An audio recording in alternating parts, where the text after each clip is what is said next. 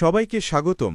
চলুন আজ আলোচনা করি বাংলাদেশের এশিয়া কাপ 2025-এ গ্রুপ বি থেকে সুপার ফোরে যাওয়ার সম্ভাবনা। বর্তমান অবস্থায় গ্রুপ বিতে দলগুলোর অবস্থা এমন: শ্রীলঙ্কা 2 ম্যাচে 2 জয়, 4 পয়েন্ট এবং নেট রান রেট +1.546। আফগানিস্তান 1 ম্যাচে 1 জয়, 2 পয়েন্ট এবং নেট রান রেট +4.700।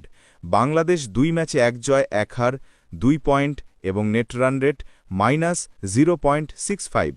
হংকং 2 ম্যাচে 2 হার, 0 পয়েন্ট এবং নেট রান রেট -2.151।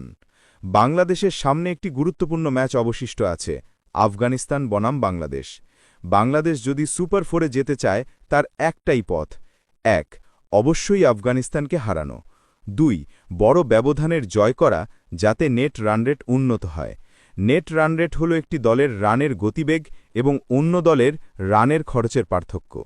সহজভাবে বলতে গেলে যদি আপনি দ্রুত রান করে বেশি উইকেট নেন তাহলে নেট রান রেট ভালো হয়, আর বড় ব্যবধানের জয় বাংলাদেশকে শ্রীলঙ্কা বা আফগানিস্তানের চেয়ে এগিয়ে রাখবে।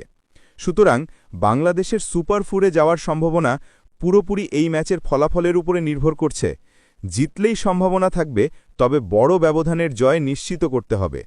হারে বা ছোট ব্যবধানের জয়ে সুপার ফোরের সুযোগ থাকবে না। সংক্ষেপে বললে, বাংলাদেশের সুপার ফোরে ওঠার একমাত্র উপায় হল আফগানিস্তানকে হারানো এবং নেট রান রেট উন্নত করা। আপনার কি মনে হয়, বাংলাদেশ সুপার ফোরে যেতে পারবে? কমেন্ট করে জানিয়ে দিন, আর পরবর্তী ভিডিওর জন্য ফলো করে রাখুন।